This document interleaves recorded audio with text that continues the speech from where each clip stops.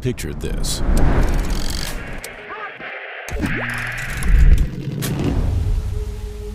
A team emerges from the depths of defeat in the early 1960s. A team that has now become the most iconic and valuable franchise in NFL history. A team no one can stop talking about. The Cowboys experience has been in the making for 64 years. Football, this is it tonight, boy. Whether you love them or you hate them, you're going to watch them. Situation. A football story of heightened visibility and relentless scrutiny. For players, coaches, and leadership, it can bring unparalleled opportunity. For fans, it has instilled a sense of passion and pride, while rivals and haters are forced to deal with the Cowboys' inherent allure and the excess of sports fame. This is the enduring power of the star, a symbol that transcends the game, embodying both the grandeur and the trials of the Dallas Cowboys. Roger takes the snap, pumps it once, he's gone long.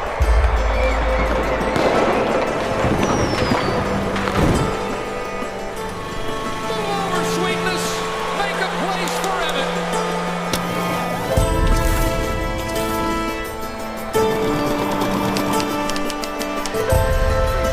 But I'm not going to say a word, but I will say one thing right now. How about them Cowboys?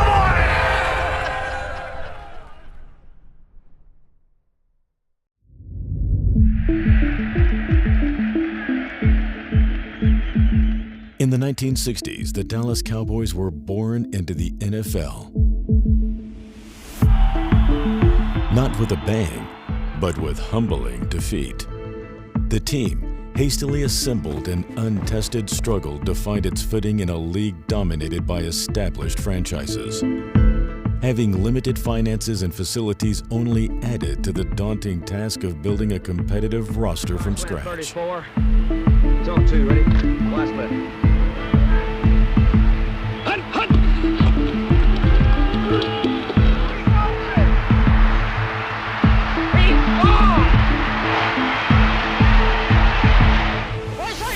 Back in those days, everything was exciting, even losses, because we were starting, we were struggling, and every day was a new experience.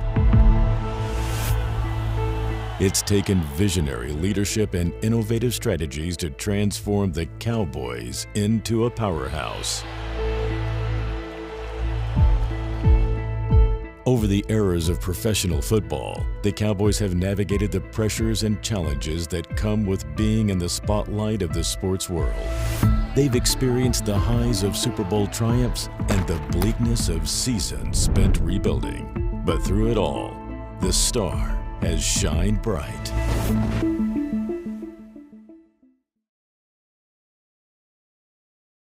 Dallas Cowboys Deep Blue is presented by Pepsi, made for Cowboys watching, and by Bank of America, the official bank of the Dallas Cowboys. He didn't lead him, but it was right on it. 3rd and goal from the 3. Shotgun, double slot. Snap is back. Romo, quarterback draw. Up the middle, runs it in. Tony Romo has the first quarterback draw touchdown at Cowboys Stadium, and Dallas regains the lead. No stars shine brighter than quarterbacks, and the Dallas Cowboys' history is emphasized by legendary field generals who have led the team. That's the snap, quick set. Each has brought a unique blend of leadership, skill, and grit to the game, and have shouldered the weight of an intense expectation to win. That's part of the deal. The quarterbacks get paid well, they get the notoriety, and there's a high price to pay for the recognition they get, good or bad. Don Meredith brought much-needed charisma and toughness to a fledgling franchise. Performance by scoring 4 touchdowns. You guys want some close-ups? Meredith played a significant role in shaping the team's early identity. Good move. Way to go, kid. I love Don, and there's a reason they called him Dan. Thank you. His charisma and comic nature caught the nation's attention, But it wasn't enough to stop the media from criticizing him anytime his performance faltered. It was really a screwed up looking thing. I didn't even know what to, yeah, I think they did. I think they missed it because I didn't know what to audible. The physical beatings he took on the field wore him down over time. Meredith retired unexpectedly at the relatively young age of 31. When you can't emotionally get yourself geared for a game and mentally you can't concentrate and prepare yourself to do your job, get out. His Cowboys exposure led to numerous opportunities, including a successful broadcasting career after his retirement where his personality was on full display. They say that all good things must end. Call it a night. As Don Meredith hung up his cleats, the Dallas Cowboys welcomed a promising Heisman Trophy winner to the team in 1969. For three, sit. Roger Staubach, also known as Captain America for his Navy service in Vietnam, elevated the Cowboys with his leadership and clutch performances. Roger stood out among quarterbacks of his era for his unique combination of athleticism and instinctive playmaking. He believed he could do things when the odds were a little bit against him. Look no further than the Hail Mary pass. Roger, he's going long. Down the near sideline for Drew Pearson. Pearson makes the catch at the 5. He was a leader. He was the classiest person, unbelievable teammate. He was tough as nails. As a quarterback, you got to keep your poise. You can't get overly emotional. You've got to be competitive, aggressive, and give everything you have physically. We talk about character being above reproach. His was absolutely shining, and he carried that over onto the field as well. Roger Staubach is the standard for quarterbacks for the Cowboys, and that bar is as high as it can possibly be. Tom Landry is the nuts and bolts, and I appreciate him. I appreciate my teammates through the years because I'm one that's been successful in this system. There's been a lot of good ones, and there'll be many more good ones. But I thank the Cowboys, and I'm retired. He will forever be considered one of the best to wear the star. Danny White, the Dallas Cowboys quarterback from 1980 to 1988, faced the pressure of living up to the high expectations set by his predecessor. Fans tend to magnetize to the bigger names, and rightfully so, but somewhere in between that was Danny White keeping this team relevant in the post-Roger Staubach days. If there was anybody I would like to copy myself after, it would probably be Roger, but I'm not going to try to do that. I'm going to do the things that Danny White does best. The comparisons will come and the criticisms will come based on what Roger did, and I realize that. He led the Cowboys to 3 consecutive NFC championship games, but failed to win any. The end of Danny White's career was marked by challenges and diminishing performance. When White retired, he was respected for his dedication and contributions to the team during a transitional period in history, but he was overshadowed by those who came both before and after him.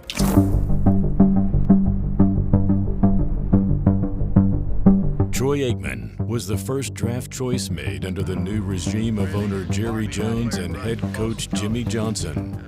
Troy's a very talented player, and we knew he had the physical talents. We knew he was an intelligent quarterback. Aikman's role was pivotal in transforming the Cowboys into an offensive machine. When they needed him most to be that flat, steady personality, that's what he was, and that's one huge reason why the Cowboys were able to win not 1, not 2, but 3 Super Bowls with Troy Aikman at the helm. What a ride it's been. Troy Aikman's the MVP. As Aikman moved into the later parts of his career, he faced a series of several back issues that were exacerbated by years of taking hits from NFL defenses. He was getting injured some. They were losing more games. Different coaching style with Barry Switzer. I think for him, just the frustration just continued to mount because they were losing more than he was used to. Hey guys, that's a embarrassment out there. Junior League. Tired of being a guy who's got to run down everybody's damn throat all the time. The penalty of success is often exhaustion. After failing to complete the 2000 season due to a back injury, Eatman retired in April 2001. And you watch it and you think that your time will never come. Well, my time's come. Eatman's legacy is enshrined in the hearts of fans, symbolizing a golden era of Cowboys history. Here come the early 2000s, post-Troy Aikman era, and Cowboys fans ran right into the brick wall that had graffiti sprayed on it that read QB Purgatory. Quincy Carter, Vinny Testaverde, Drew Bledsoe, take your pick. The franchise and a fan base was spoiled because they always had a quarterback. But again, because of the brand, the Cowboys franchise was still front and center. The Cowboys were lost and in dire need of a star who could guide them out. Let's roll. Tell you what, boys, we got a lot to do here. We got a lot to do. Come on, kid. Come on, Tony. Throw it, throw it, throw it. That a boy, you got it. That a boy, Tony. That star turned out to be Tony Romo. Known for his improvisational skills and clutch passes, Romo's presence revitalized the Cowboys' offense. There was Bill Parcells wanting to give this young man a chance. His first start in 2006 was promising, but the pressure of leading a high-profile team like the Cowboys was immense. Meanwhile, here's Grammatica. Romo holds. Oh, and it's fumbled by Romo, and then Romo's going to run to the end zone, and he's going to get tackled by Jordan Babineau. I don't know that I've ever felt this low, at any point. But Romo's resilience was evident. He achieved remarkable success on field and set several franchise records for passing yards and touchdowns. He changed everything for this team and really took them to another Blitz level. Is on. He's one left, the pass is Injuries began to take a toll and eventually led to missed games. Getting hurt when you feel like you have the best team you've ever had was a soul-crushing moment for me. And through it all, you have a tremendous amount of guilt on having let your teammates, fans, and organization down. They were depending on you to bring them a championship. That's what quarterbacks are supposed to do. That's how we're judged. You see, football is a meritocracy. You aren't handed anything. You earn everything, every single day, over and over again. You have to prove it. Well, that's the way that football works. A great example of this is Dak Prescott and what he's done. He's earned the right to be our quarterback. Romo retired in April of 2017. He's remembered as an exciting player who led the franchise out of the dark age that came before.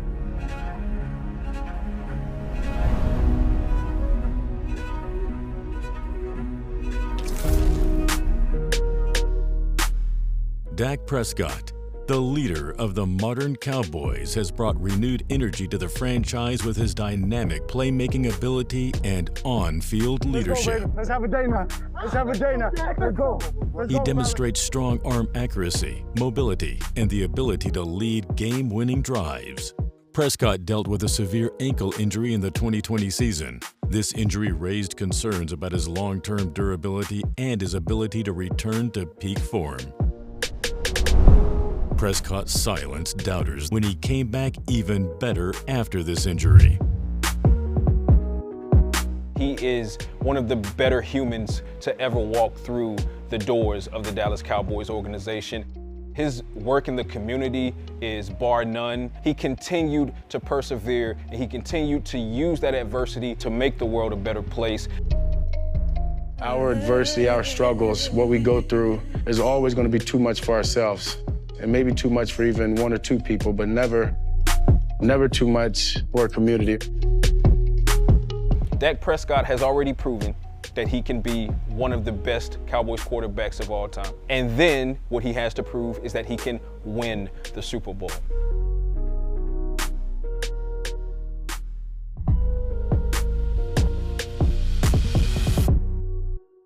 We've been in the playoffs 15 of the last 16 years. And so this puts a pretty tough burden on you because you not only have to look forward to the first objective of winning your division, but for the Cowboys, the only success is the Super Bowl. We now explore the stories of two iconic figures who have shaped the legacy of the star, Tex Schramm and Jerry Jones. The early 1960s were a crucible for the Cowboys, testing their resolve and determination. Despite early losses, the foundation of what was to come was being built off the field by Cowboys general manager Tex Schramm. After being hired as general manager, Schramm then hired coach Tom Landry and player personnel director Gil Brandt, who together transformed the Cowboys into an elite team by the mid-1960s. Schramm was a powerful figure for the Cowboys and the NFL. Tex Schramm was such a forward thinker. Instant replay. Do you like that? Tex Schramm. Do you enjoy watching the Dallas Cowboys cheerleaders? Tex Schramm. Do you enjoy the scouting process and the analytics portion of it? Tex Schramm. Do you enjoy watching the Cowboys on Thanksgiving while you enjoy your turkey and helpings with your family? Tex Schramm. There is a laundry list of innovations that were created in the mind of Tex Schramm that are now perpetuated onto the NFL as we know it. Schramm aggressively pursued merchandise and licensing deals that capitalized on the team's growing popularity. The star became one of the most recognizable symbols in sports, appearing on everything from jerseys and hats to consumer products. This extensive merchandising ingrained the Cowboys brand into popular culture.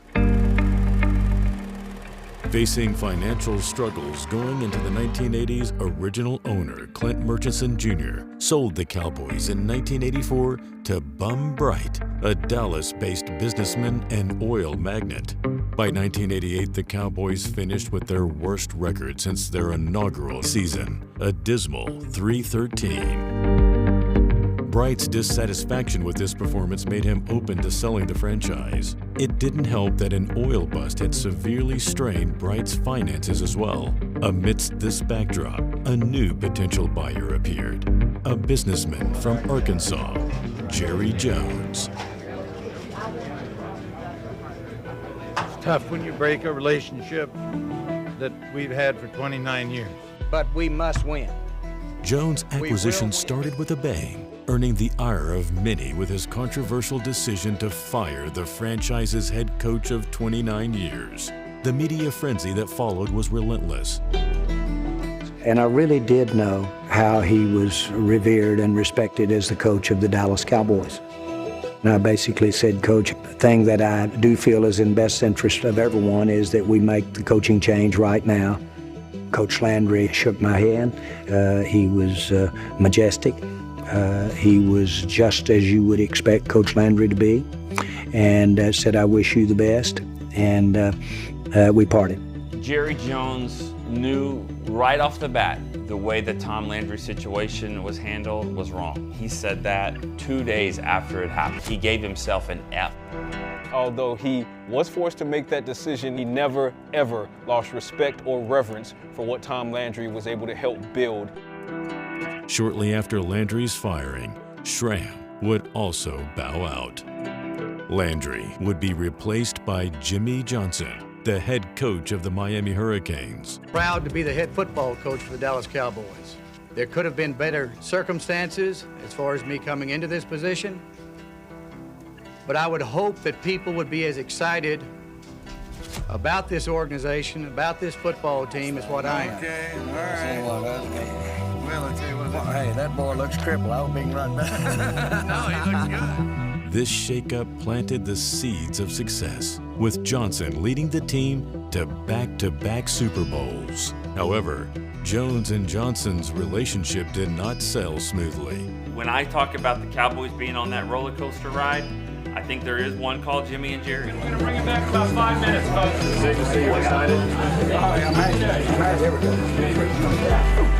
After their last championship, the pressure to remain on top finally began to wear on the organization. He and Nike are joining forces. Even in this slump, there was one sector that saw revolutionary improvement. Under Jones's leadership, the Dallas Cowboys aggressively pursued media and sponsorship deals that boasted the prosperity of the franchise and the brand. He was instrumental in securing a $1 billion broadcasting deal with Fox Sports, which increased league exposure and revenue. And he kind of taught the NFL how to run a business, how to make money. Our interest in doing those kinds of things with great companies, and of course, I had hoped that if we could do it well, the league could do it well. By the early 2000s, Texas Stadium, the iconic home of the Dallas Cowboys, was showing signs of age and declining infrastructure.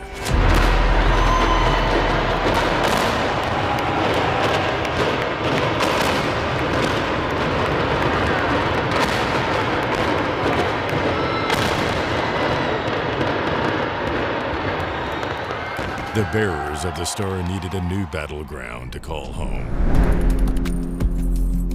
The result was AT&T Stadium, a world-class venue that is recognized around the globe.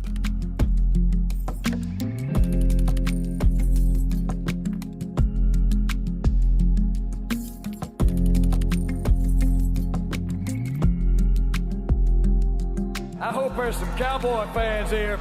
Jones was inducted into the Pro Football Hall of Fame in 2017. His induction recognized his transformative contributions to the sport as his trailblazing pursuits have shaped the league. Jerry bought the team for $140 million. Today, the Cowboys have reached a sports milestone, being valued at over $10 billion. Schramm's leadership oversaw the Cowboys' rise to prominence, establishing the bedrock on which the team still rests. Jones built upon this legacy, propelling the franchise into a new era of success with bold business strategies and a desire to prosper. I wouldn't be here today if it weren't for Tom Landry, Tex Schramm, and Gil Brandt. I couldn't have built the Cowboys today if it weren't for what they did, the shoulders I stood on. I'm deeply indebted to those three.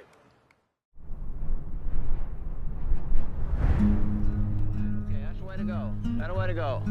323! 323! Red dog fast, okay? Hot! Hot! That away, okay, that's the boy. That's the way to go, okay? That's the way to go. That's Tatum. You better be ready, I tell you, when you go through there. If you get through there, you better holler, Tatum! Tom Landry was a football pioneer. The schemes and concepts he brought to Dallas created a juggernaut. 7 pop, wing down and in. There won't be a soul in there. Biggest advantage of the shotgun is getting back deep in a shorter period of time. His calm, stoic demeanor and trademark fedora were sketched into the minds of fans. You don't even see his face, you know exactly who that is, and that screams iconic legend for the Cowboys. You know, everything is confidence in football, professional football, and you build confidence over a lot of years. Landry led the Cowboys to 2 Super Bowl victories and 20 consecutive winning seasons. He's the guy that put this franchise on the map. Think about that, 20 consecutive winning seasons, 1966 through 1985. Tom Landry is the most iconic Dallas Cowboy of all time.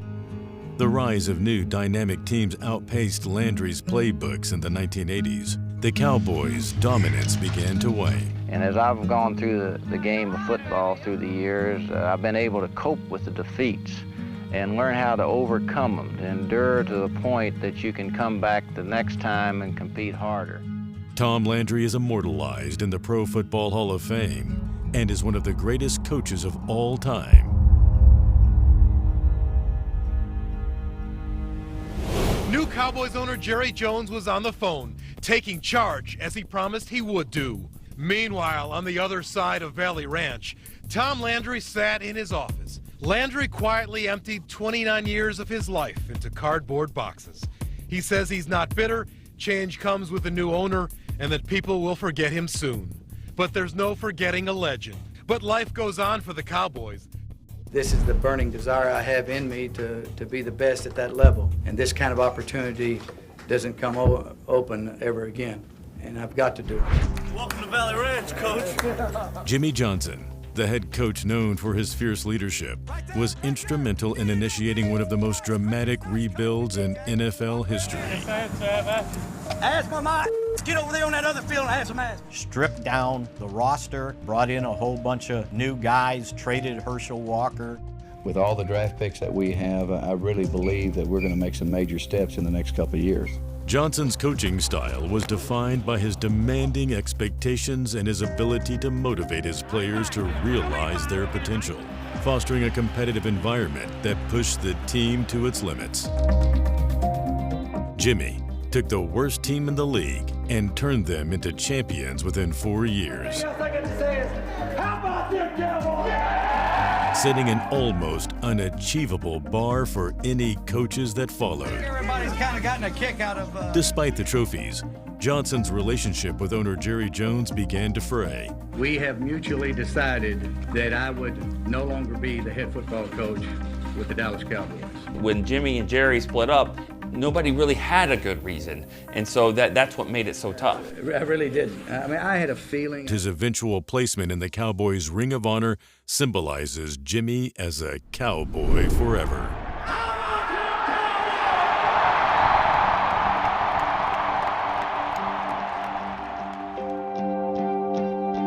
Barry Switzer became head coach of the Dallas Cowboys after Jimmy Johnson left, his arrival marking the start of a continuing cycle of a coach left in the shadow of his predecessors. I'm tan, rested, and ready. That's all I can say to you. I'm ready to go. I want to start tomorrow. I hope I can do as good a job as Jimmy Johnson. That's what you're hoping, and that's damn sure what you're hoping. That's why I'm here. We got a job to do, and we're gonna do it, baby! Switzer was given a more than capable roster to win a third title in a row, and that was the expectation. He basically was on his couch, goes to coach the team. 12-4, and a trip to the NFC Championship game is considered a failure. Does and goes deep. Pass is incomplete. The next year, it was like, okay, you got to win a Super Bowl. Otherwise, this move is, doesn't work. Damn disappointed we didn't win last year. But I'm going to tell you, I don't dwell on it. Life's too short. Let's go on down the road. Let's do it again this year.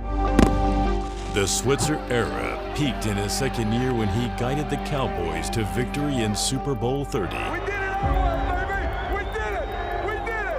We did it! By 1997, amid declining team performance and increasing scrutiny, Switzer resigned from his position. He successfully managed a talented team to a Super Bowl victory. It was such a well-built Ferrari by Jimmy and Jerry. All Barry Switzer had to do was keep it in between the lines, and Barry Switzer was able to do that.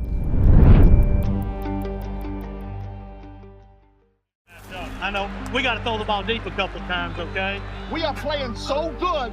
Chan Gailey and Dave Campo each served as head coach for the Dallas Cowboys during a transitional period in the late 1990s and early 2000s. They were tasked with guiding a franchise that was navigating the aftermath of its dynasty era.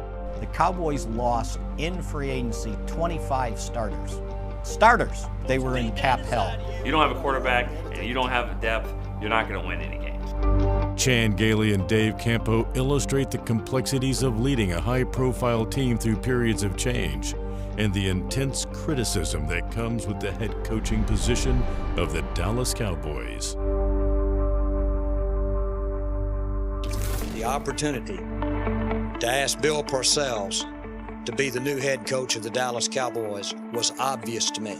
Once a championship coach, Bill Parcells took over as head coach of the Dallas Cowboys in 2003. Parcells immediately set about transforming the team's culture, emphasizing new philosophies and schemes. Perfect. Good job. He revamped the roster, notably bringing in key players like DeMarcus Ware and Jason Witten. They'd had 5-11, 3 straight years. Parcells was brought in to change that. Oh, you like football? This is it tonight, boy. They're playing Carolina 2003. Carolina's and he's dragged out at the 20 and the ball is on the floor. Brady James. Cowboys had won 7 games. Snap to Quincy, 3 steps, no draw, pump fake looking, pump, throws it, post to the end zone, caught, touchdown Galloway. Throws it out, Whitten caught it, first down. This was by far the best win that I've had here in Dallas. And it was a hard-fought game. You can't call them losers anymore. Is there something else now? Under his guidance, the Cowboys returned to the playoffs in 2003 and again in 2006, giving the franchise a jolt of life. The hiring of the tuna absolutely reinvigorated the Cowboys fan base, and it helped turn the culture around. After 4 seasons with the Cowboys, Parcells retired from coaching after the 2006 season. His influence laid the groundwork for the Cowboys to build upon in following years. Under Wade Phillips, the Cowboys experienced immediate success, achieving a 13-3 record and winning the NFC East in his first season.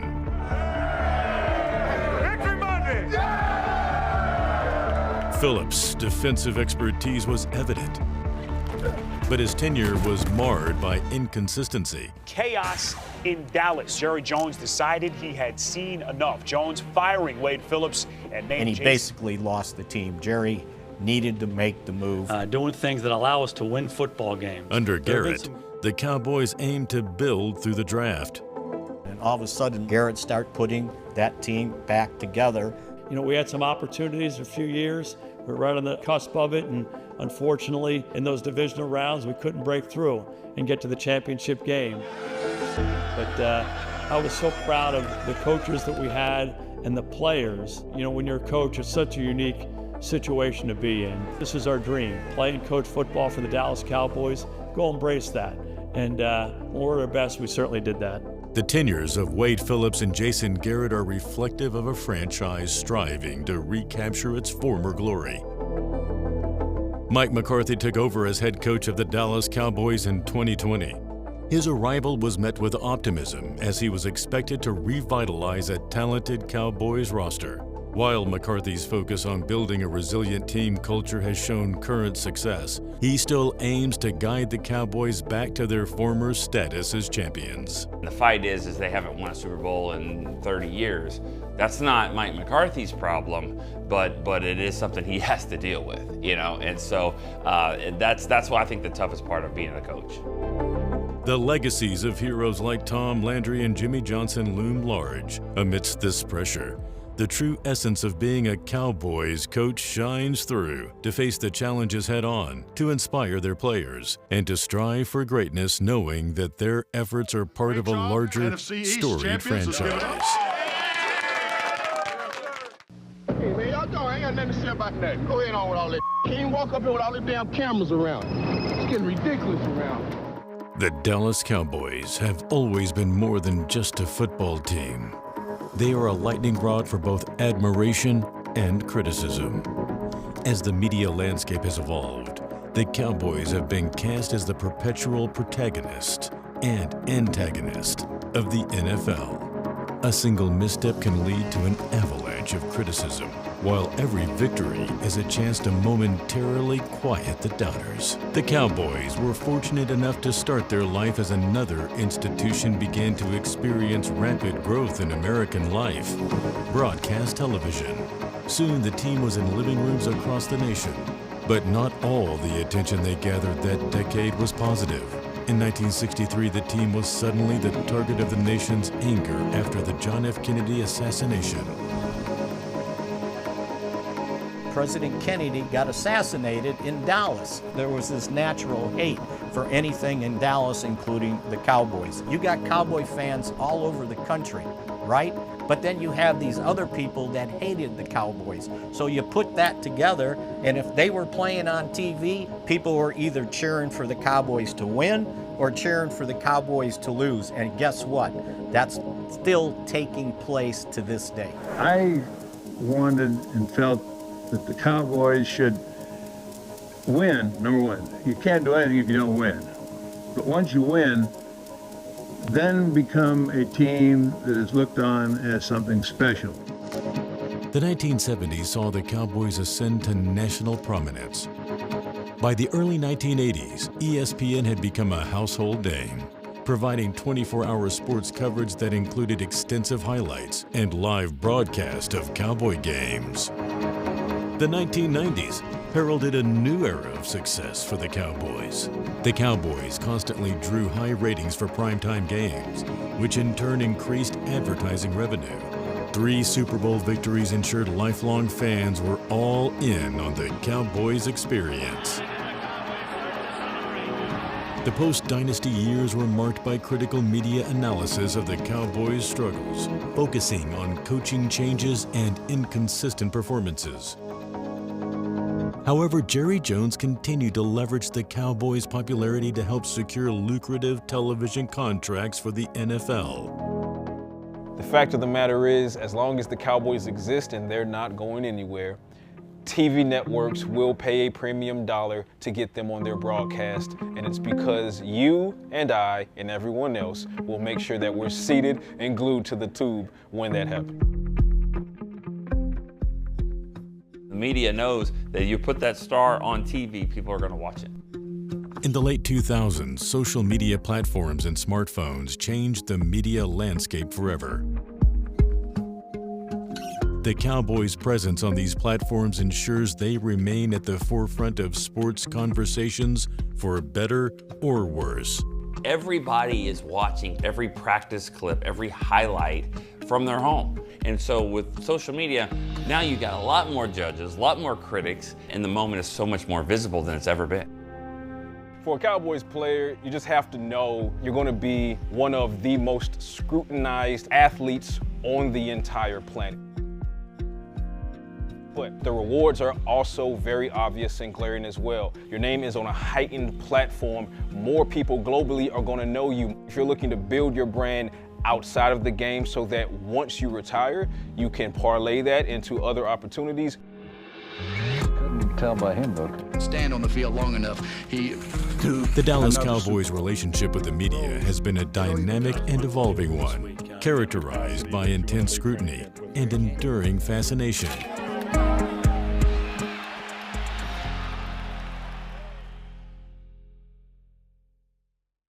Dallas Cowboys Deep Blue was presented by Pepsi, made for Cowboys watching, and by Bank of America, the official bank of the Dallas Cowboys.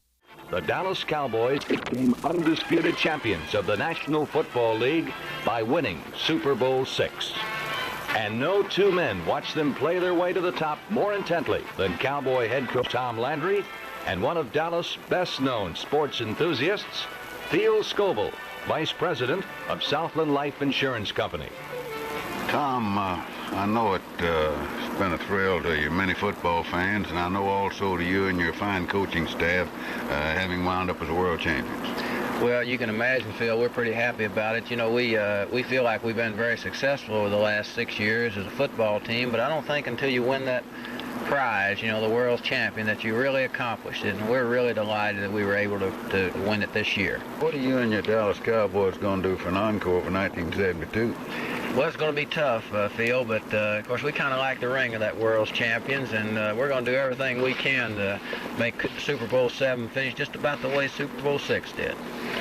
Well, Tom, let me say this on behalf of Southern Life Insurance Company, and I'm sure I speak for the many Cowboy fans all over the country that we're all mighty proud of you. We're proud of your great staff and your great football team, and we're most happy for you. Well, thank you, Phil. We appreciate that very much. Of course, we thank a lot of our fans. They've supported us through all these years, and they mean a lot to our team because it gives us real incentive to do a good job every time we step on the field.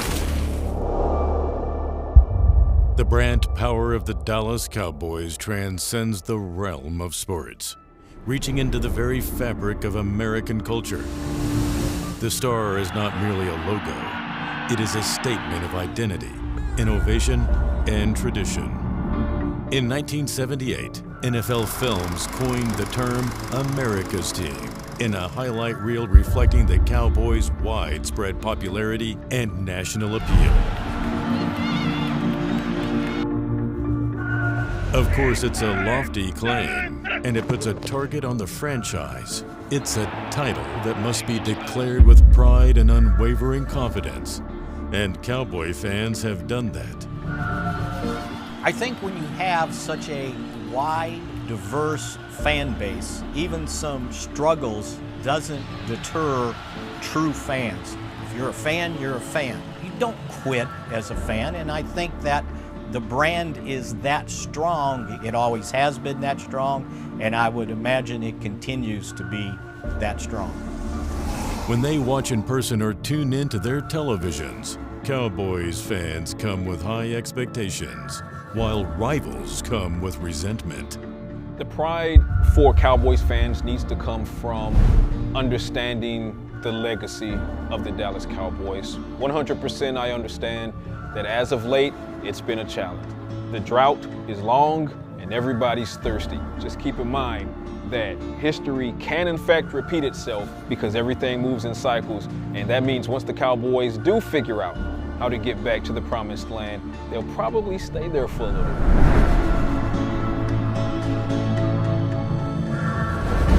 Fans know what this team has been, a team that clawed its way to the top of the ladder from unlikely beginnings, a team that's fostered a history of innovation and excellence, a team that's had some of the most interesting personalities to take the field. They are inheritors of a grand legacy, a legacy emblazoned on every helmet. They are the Dallas Cowboys, and their star shines bright.